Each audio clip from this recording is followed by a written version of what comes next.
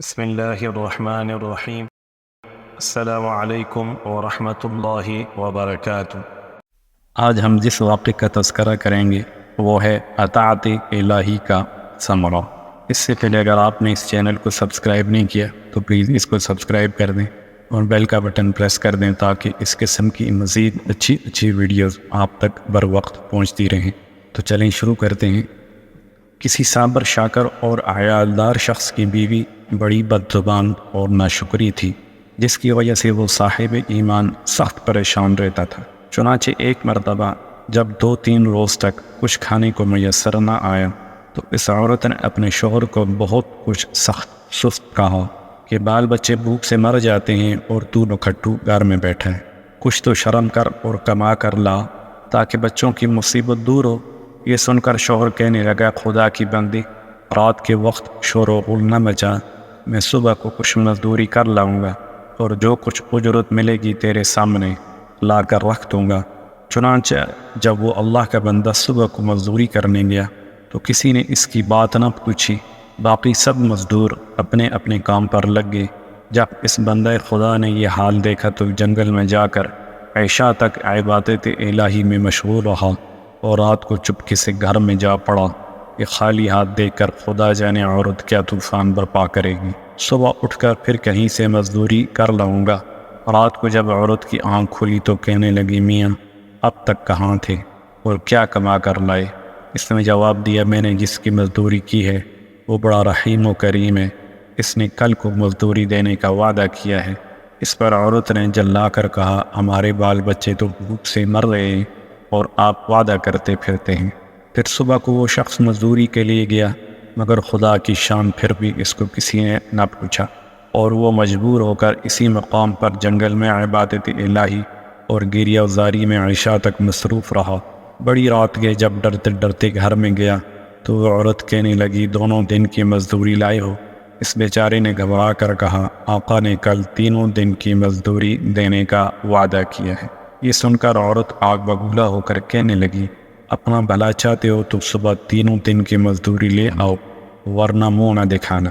صبح کو اس عورت نے ایک تھیلی اس مرد کے حوالے کر کے کہا، 3 دن کی مزدوری اس میں لے آنا اور خبردار خالی ہاتھ گھر میں نہ آنا۔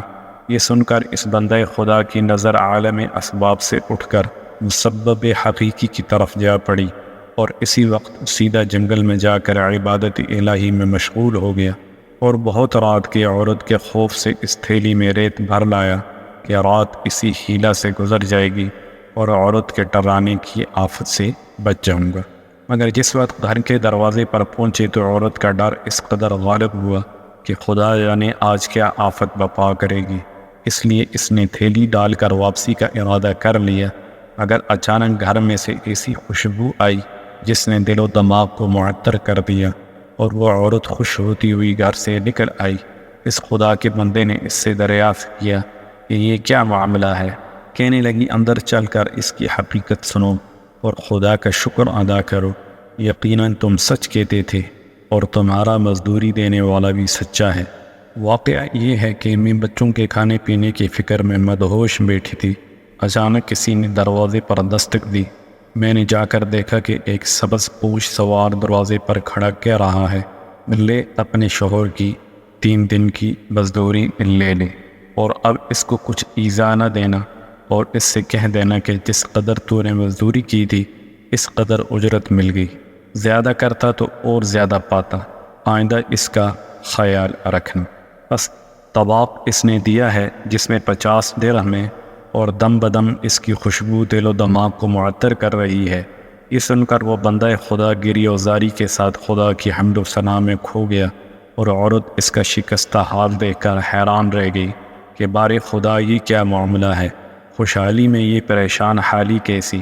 چنانچہ جب وہ ہوش آیا تو اس نے بتایا کہ اے ناشکری عورت، حقیقت یہ ہے کہ 3 دن میں نے کسی کی مزدوری نہیں کی بلکہ دن اور رات عبادت الہی میں مشغول رہا۔ رات کو آ کر تیرے خوف سے یہ ہیلا کر دیتا تھا کہ آقا نے کل مزدوری دینے کا کہا ہے، مگر میرے مالک کے حقیقی نے اپنے غلام کو سچا کر دکھایا اور تیری رات دن کی آفت سے مجھ کو نجات دے دی۔ اس پر جتنا بھی اس کا شکر ادا کروں کم ہے۔ دیکھ آج میں اس تھیلی میں تیرے ڈر سے ریت بھر کر لایا ہوں، تو اس کو خالی کر لے اور ریت کو پھینک دے۔ جب اس کی بیوی نے چاہا کہ تھیلی خالی کرے تو دیکھتی ہے کہ وہ تھیلی تو ایسے زر و جواہرات سے پر ہے جس سے تمام گھر روشن ہو رہا ہے۔ یہ حال دیکھ کر اس مرد صالح نے اپنی تمام عمر خدا کی شکر گزاری میں گزار دی۔ سبحان اللہ۔ جو بندہ اپنے خدا پر بھروسہ کر کے اس کی اطاعت اور فرما برداری میں مصروف رہتا ہے، اسی طرح اللہ تعالیٰ غیب سے اس کی مدد کرتا ہے۔ اللہ تعالیٰ ہم سب کو بھی اس واقعے سے عبرت حاصل کرنے اور سبق حاصل کر کے اس پر عمل کرنے کی توفیق عطا فرمائے، آمین۔ یہ حکایت الصالحین سے لی گئی ہے۔ السلام علیکم ورحمۃ اللہ وبرکاتہ۔